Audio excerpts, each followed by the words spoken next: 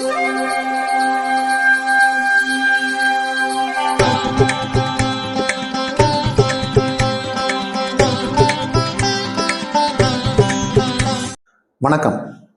வசந்த காலம் YouTube channel வாயிலாக ஜோதிடர் சண்முகப்பிரியன், சென்னை அடையார்லேருந்து.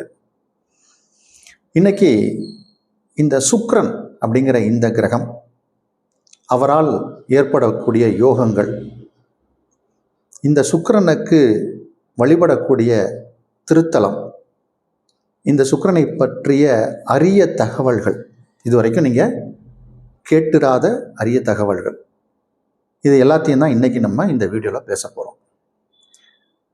பொதுவாக என்னுடைய வீடியோஸ் நம்ம கடந்த 4 ஆண்டு காலமாக இந்த வசந்த காலம் யூடியூப் சேனல் அப்படிங்கிறத நடத்திக்கிட்டு வரோம். ராசி பலன், தினப்பலன்லாம் போட்டுக்கிட்டு இருக்கோம். நிறைய பயனுள்ள தகவல்கள் போட்டுக்கிட்டு வரோம். இதில் நான் என்னுடைய வீடியோ கிட்டத்தட்ட ஒரு 1500 வீடியோ இருக்குது. ஆனால் என்னுடைய வீடியோவில் சப்ஸ்கிரைப் பண்ணுங்கள், ஷேர் பண்ணுங்கள், லைக் பண்ணுங்கள் அப்படிங்கிற இந்த தகவலை நான் என்றைக்குமே சொன்னது கிடையாது. முழுமையாக இந்த வீடியோவை பாருங்கள் அப்படின்னும் நான் எங்கேயும் சொன்னதில்லை. ஆனால் இந்த வீடியோவில் இன்றைக்கி நான் ஒரு விஷயம் சொல்ல போகிறேன். கண்டிப்பாக உங்களுக்கு அதிர்ஷ்டம் வேண்டும் என்று நம்பக்கூடியவர்களாக இருந்தீங்கன்னா, செல்வம் வேணும்னு நினைக்கக்கூடியவர்களாக இருந்தால் இந்த வீடியோவை ஸ்கிப் பண்ணாமல் பாருங்கள். தெரிஞ்சவங்களுக்கு ஷேர் பண்ணுங்கள். முழுமையாக பாருங்கள். அதாவது இன்றைக்கி எல்லாருக்குமே ஒரு ஆசை, பணம் சம்பாதிக்கணும், செல்வ நிலையில் உயர்வாக வரணும், நம்மளும் பல பேர் மாதிரி ஒரு ஆடம்பர வாழ்க்கை வாழணும் அப்படிங்கிறது தான் எல்லாருடைய ஆசையும். லௌகீகத்தில் நம்ம இருக்கக்கூடியவர்களுக்கு இந்த சுக்கிரன் பலமாக இருக்கணும். ஆனால் இந்த சுக்கிரன் அப்படிங்கிற இந்த கிரகம் எல்லாருக்கும் நல்லது செய்யுமா அப்படின்னா அது ஒரு பெரிய கேள்வி. எந்த ஜாதகத்தை எடுத்தாலும் எல்லா ஜாதகத்துக்கும் சுக்கிரன் நன்மை செய்யாது. நம்ம அதை பற்றின தகவல்கள், அதை பற்றின வீடியோ இதுக்கப்புறம் இன்னொரு வீடியோ போட போகிறேன். அதில் எந்த பாவத்தில் சுக்கிரன் உட்கார்ந்துருந்தா எந்த லக்னக்காரர்களுக்கு சுக்கிரன் நன்மையை செய்யும், தீமையை செய்யும் அப்படிங்கிற விஷயத்த நம்ம பேச போகிறோம். அது இன்னொரு வீடியோ. இன்னைக்கு எல்லாருக்கும் செல்வம் வேணும், எல்லாருக்கும் பணம் வேணும்.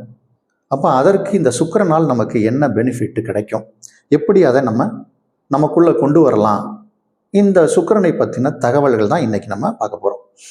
இப்போ சமீபத்தில் ஒருத்தர் ஜாதகம் பார்க்க வந்தார்.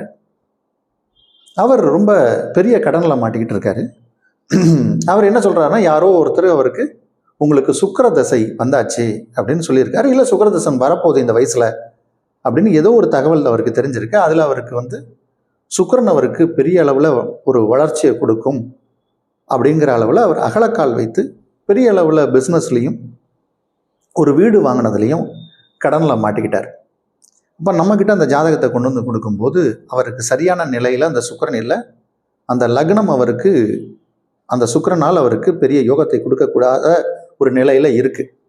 அப்போ அவருக்கு அதை நம்ம புரிய வச்சோம். அதை நான் அந்த வீடியோவை அந்த அந்த ஜாதகத்தை என்ன பேசினேன், எந்த ஜாதகத்துக்கு அது என்ன பண்ணும் அப்படிங்கிறதெல்லாம் அடுத்த வீடியோவில் சொல்கிறேன். இன்றைக்கி நம்ம இப்போ உதாரணத்துக்கு ஒருத்தருக்கு நல்ல நிலையில் சுக்கிரன் இருக்கிறதாக வச்சுக்குவோம். ஒரு ஜாதகத்துக்கு சுக்கிரன் யோகத்தை செய்யக்கூடிய அமைப்பில் இருக்கணும். அந்த ஜாதகத்துக்கு அந்த லக்னத்துக்கு சுக்கிரன் நல்லது பண்ணணும். ஆனால் ஒரு அமைப்பில் இல்லை, மறைந்து போயிட்டார் சுக்கிரன் அப்படின்னு வச்சுக்கோங்க. 3, 6 இந்த மாதிரியான இடங்கள்லாம் மறைவு ஸ்தானம் அப்படிம்பாங்க. இந்த மாதிரி இடங்கள்ல சுக்கிரன் இருந்துட்டாதாக வச்சுப்போம். ஆனால் அவருக்கு அந்த நன்மை வரணும். அப்போ ஒரு பரிகார ஸ்தலங்கள் அப்படின்னு ஜோசியங்கர்கள்லாம் பரிந்துரைப்பாங்க. இந்த கோயிலுக்கு போங்க, போனீங்கன்னா உங்களுக்கு நல்லது நடக்கும் அப்படிம்பாங்க. இப்போ இந்த மாதிரி அமைப்பில் பலருக்கும் தெரிந்த கோயில்கள்னு ஒரு சில கோயில்கள் தான் சொல்லுவாங்க. நான் இன்றைக்கி ஒரு கோயில் சொல்கிறேன், மேபி உங்களுக்கு தெரிஞ்சிருக்கலாம். தெரிந்தவர்கள் இதை கேளுங்க, தெரியாதவர்களுக்கு இது புது தகவலாக இருக்கும். சுக்கிரன் வழிபட்ட ஸ்தலங்கள் அப்படின்னு நம்ம கணக்கெடுத்தோம்னா ஒரு 1-2 கோயில் தான் வருது.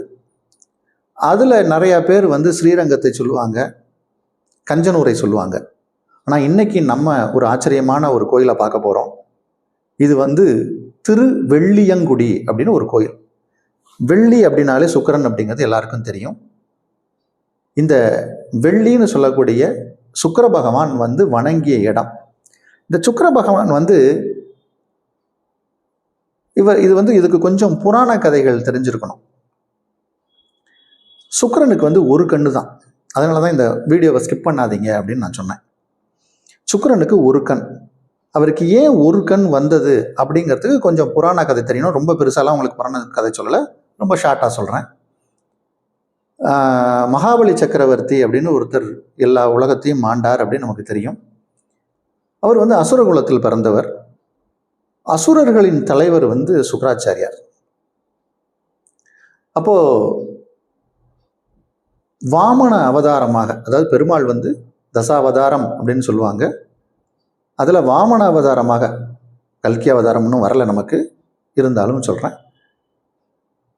அவர் வாமன அவதாரமாக, அதாவது ரொம்ப குள்ளமான ஒரு நிலையில் இருக்கக்கூடிய ஒரு சிறு தோற்றம், சிறுவனாக இருக்கக்கூடிய தோற்றத்தில் இருக்கக்கூடிய ஒரு பிராமணனாக, அந்தணனாக அவர் வர்றாரு இந்த மகாபலி சக்கரவர்த்திட்ட. அப்போ சுக்கிராச்சாரியார் வந்து, சுக்கிராச்சாரியார் அப்படிங்கிறது சுக்கிரனை தான் சொல்கிறேன், சுக்கிராச்சாரியார் வர்றது வந்து பெருமாள் உன்னை ஏமாத்துறதுக்காக வர்றாரு, ஜாக்கிரதையாயிரு அப்படின்னு மகாபலி சக்கரவர்த்திட்ட எச்சரிக்கிறார். இந்த வாமனனாக இருக்கக்கூடிய இந்த பெருமாள் உள்ள வர்றாரு, வந்து தனக்கு 3 அடி நிலம் வேண்டும் அப்படின்னு கேட்குறார். 3 அடி நிலம் கொடுக்கறதுக்கு மகாபலி சக்கரவர்த்தி தயாராகிறார்.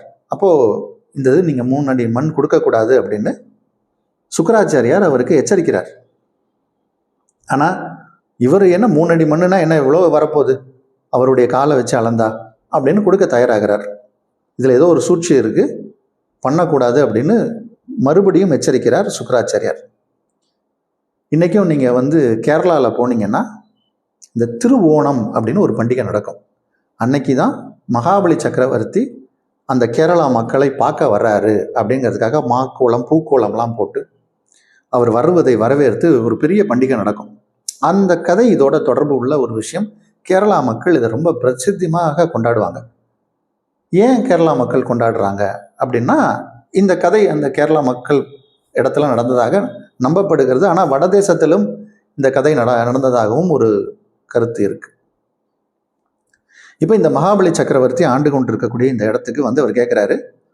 1 அடி 2 அடி 3வது அடியாக அவர் வைத்து மகாபலி சக்கரவர்த்தியை தரையோட தரையை அமுக்கிடுவார். இது வந்து கதை. ஆனால் ஒரு தானம்னு ஒரு விஷயம் கொடுக்கணும் அப்படின்னா, இந்த நீர் கையில் கொடுத்து நீரை வார்த்து அதை முடிச்சா தான் அந்த தானம் வந்து கம்ப்ளீட் ஆகும். அப்போது இந்த கமண்டல நீர் அப்படின்னு ஒன்று இருக்குது. அந்த கமண்டல நீர் வழியாக அதை வந்து ஊற்றணும், ஊற்றி அந்த தானம் கொடுக்கணும். இப்போது எவ்வளவு சொல்லியும் இந்த மகாபலி சக்கரவர்த்தி கேட்க மாட்டேங்கிறாரு, அந்த நிலம் கொடுக்க தயாராகிறார். அப்போ வண்டு ரூபம் எடுத்து அந்த கமண்டல நீருக்குள்ளே போய் அந்த ஹோல் இருக்கும் இல்லையா, அந்த கமண்டம் வழியாக வரக்கூடிய தண்ணி வரக்கூடிய இடத்துல போய் மறைச்சு அந்த தண்ணியை வரவிடாமல் ஆக்குறார் சுக்கிராச்சாரியார். அப்போது இந்த கிருஷ்ணன் அப்படின்னு சொல்லக்கூடிய, பெருமாள் அப்படின்னு சொல்லக்கூடிய மகாபலி சக்கரவர்த்திக்கு தானம் கேட்டு வந்திருக்கக்கூடிய வாமன ரூபத்தில் இருக்கக்கூடிய மகாவிஷ்ணு ஒரு தர்பப்பிள்ளை எடுத்து அந்த ஓட்டையில் குத்துறாரு. அப்போ ஒரு கண் அவருக்கு போயிடுது. அதனால தான் சுக்கிரனுக்கு ஒரு கண். இந்த சுக்கிரன் வந்து ஒரு கண் கொண்ட சுக்கிரன், அது பின்னால் அவர் என்ன ஆனார் அப்படிங்கிறதும் ஒரு கதை இருக்கு. அவர் வந்து அந்த கண் பெற்ற இடம் வந்து திருவெள்ளியங்குடி. இதோட இந்த கதையை வச்சுக்கோங்க. இப்போ அந்த கமண்டல நீர்லேருந்து தண்ணி வந்துச்சு, அந்த தானம் கொடுக்கப்பட்டது. சுக்கிர பகவான் வந்து இப்போ கோபப்படுகிறார். அதாவது என்னுடைய பேச்சை கேட்கல, நான் இனி இந்த இடத்துல எதுக்கு இருக்கணும், எனக்குன்னு ஒரு தேசம், எனக்குன்னு ஒரு மக்களை உருவாக்கிக்கிறேன்னு அவர் கிளம்பிடுறார். சுக்கிரன் கிளம்பி போனார், எங்கே போனார் அப்படிங்கிறது தான் இதில் ஒரு முக்கியமான விஷயம். அவர் தனக்கென்று ஒரு நாடுன்னு உருவாக்கின இடம்தான் இன்னைக்கு நம்ம அறியப்படுகிற கிழக்கு, மத்திய கிழக்கு ஆசிய நாடுகள்னு சொல்லக்கூடிய மிடில் ஈஸ்ட் கண்ட்ரி. இன்னைக்கு இஸ்லாமியர்கள் அதிகம் இருக்கக்கூடிய ஒரு நாடு. இன்னைக்கு நமக்கு எல்லாருக்கும் தெரியும், அந்த நாட்டில் இருக்கக்கூடியவர்கள் எல்லாமே பொருளாதார ரீதியாக வளமாக இருக்காங்க. இன்னைக்கு கேரளாவில் இருந்து அந்த நாட்டுக்கு சம்பாதிக்கணும்னு போகிறவங்க எப்படி செல்வ நிலையில் உயர்ந்து வராங்க திரும்பி அந்த நாட்டுக்குங்கிறத யோசித்து பார்த்தோம்னா வியப்பாக இருக்குது. இதில் ஒரு உண்மை இருக்குமோன்னு தோணுது. அந்த நாட்டில் இருக்கிறவர்கள் வெள்ளிக்கிழமையை தான் அவங்க ஹாலிடேவாக டிக்ளேர் பண்ணுறாங்க. அவங்களுக்கு வெள்ளிக்கிழமை முக்கியமான நாள். அவங்க மாஸ்க்லலாம் போய் அன்னைக்கு தான் அவங்க தொழுகை நடத்துவாங்க. அவங்களுடைய ரிச்னஸும் அவங்களுடைய படாபகமும் பார்த்தோம்னா நமக்கு ஆச்சரியமாக தான் இருக்குது. இந்த கேரளா மக்கள் அங்கே போய் சம்பாதிச்சுட்டு வந்து நீங்கள் கேரளாக்குள்ளே போய் பார்த்தீங்கன்னா இன்டீரியர் கேரளாவாக இருக்கும், வெறும் ரப்பர் எஸ்டேட்டாக இருக்கும், பெரிய பெரிய பங்களாவுக்கு கட்டிக்கிட்டு உட்காந்துருப்பாங்க. அப்போ இந்த சுக்கிரன் அங்கே அந்த ஆதிக்கம் செலுத்துகிறார் அப்படிங்கிறது நமக்கு நல்லா தெரியுது. என்கிட்ட ஜாதகம் கேட்க வர்றவங்களுக்கு சுக்கிர தசை நல்லா இருக்குன்றதை நான் கண்டுபிடிச்சேன்னா, ஏதாவது வெளிநாட்டில் போய் வேலை பார்க்கணும்னு சொன்னாங்கன்னா அதுலேயும் சுக்கிர தசை ராகு புத்தி, ராகு தசை சுக்கிர புத்தியாக இருந்தால் மிடில் ஈஸ்ட் கண்ட்ரியை தேர்ந்தெடுத்து போங்கன்னு சொல்லுவேன். அந்த குறுகிய ஒரு 3 ஆண்டு காலத்திலேயே பெரிய அளவில் அவங்க செல்வம் சேர்த்து திரும்பி வருவதை நிறையா ஜாதகத்தில் நான் பார்த்துருக்கேன். அப்போது இந்த சுக்கிரனுக்கு வந்து ஒரு கண், அதனால் இந்த வெள்ளிக்கிழமைகளை ஐ சர்ஜரி இல்லை ஐ டெஸ்டிங்லாம் பண்ணக்கூடாது. இந்த சுக்கிர பகவான் வந்து திரும்பவும் பெருமாள் கிட்ட வேண்டுறாரு. அப்போ அவருக்கு கண் கிடைத்த இடம் திருவெள்ளியங்குடி.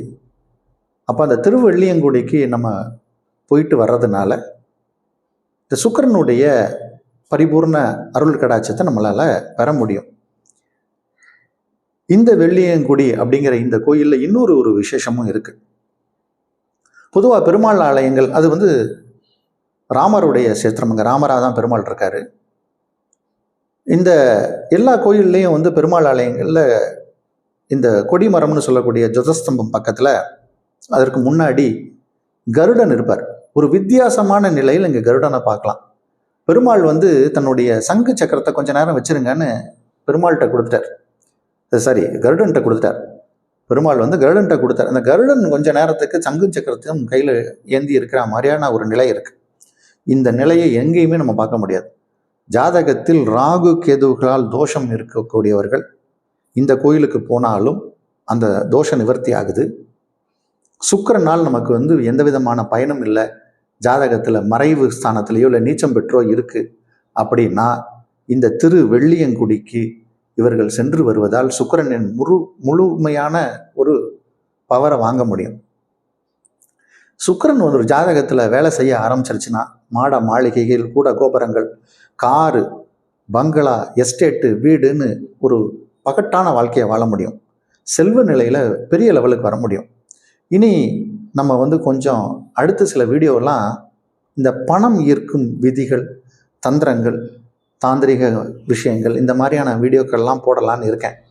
சில எளிமையான சில பொருட்களை வீட்டில் வைத்தா அதன் மூலம் எப்படி நம்மளால் செல்வத்தை ஈர்க்க முடியும், செல்வ வளத்தில் நம்ம எப்படி மேலே வர முடியும், இந்த மாதிரி பல விஷயங்களை, சின்ன சின்ன பரிகாரங்கள், சின்ன சின்ன குட்டி குட்டி விஷயங்கள், நம்ம வீட்டில் செய்யக்கூடிய விஷயங்களை வைத்து செல்வ நிலையில் எப்படி நம்ம மேலே வரலாம், தரித்திரியம் எப்படி போகும், எப்படி நமக்கு மற்றவர்கள் மாதிரி ஒரு வாழ்க்கை வாழலாம், சக்ஸஸ்ஃபுல் மனுஷனாக நம்ம எப்படி வரலாம் அப்படின்ற இந்த பணத்தை நோக்கிய நம்மளுடைய எண்ண ஓட்டத்தை எப்படி கொண்டு போகலான்ற மாதிரியான அடுத்து தொடர்ச்சியாக வீடியோ போடலாம் அப்படின்னு என்னோட எண்ணம் இருக்குது.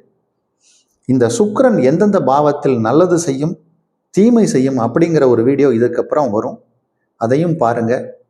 இந்த சுக்கிரனை பற்றி நம்ம வந்து இன்னும் நிறைய பேச போகிறோம்.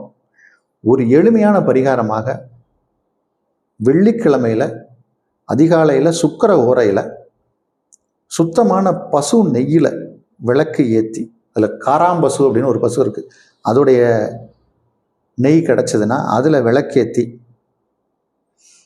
கொஞ்சம் மொச்சை அதை சுண்டல் செய்து மகாலட்சுமிக்கு நெய்வேத்தியம் பண்ணி தொடர்ந்து வெள்ளிக்கிழமை இந்த மாதிரியான ஒரு நடைமுறைக்கு நீங்கள் கொண்டு வந்து வணங்குனீங்கன்னா எவ்வளோ பெரிய கீழே இருக்கக்கூடிய நிலையில் இருந்தாலும் சரி, கடன் இருந்தாலும் சரி, அதுலேருந்து நீங்கள் மேலே எழுந்து வரலாம். இந்த பரிகாரத்தெல்லாம் செய்யுங்க. அந்த வெள்ளியங்குடியும் ஒரு வாட்டி சென்று வருவாங்க. இது வந்து கும்பகோணத்துலேருந்து ஒரு 30 கிலோமீட்டர் வரும். ஒரு கார் ஏதாவது ஒன்று நீங்கள் வாடகைக்கு எடுத்து தான் போகணும். அங்கே போயிட்டு வாங்க. அங்கே சென்று வருவதால் நமக்கு சுக்கிரனின் முழு பரிபூர்ண அருள் கடாட்சம் கிடைக்கும். அடுத்த வீடியோவில் மீண்டும் சந்திக்கிறேன்.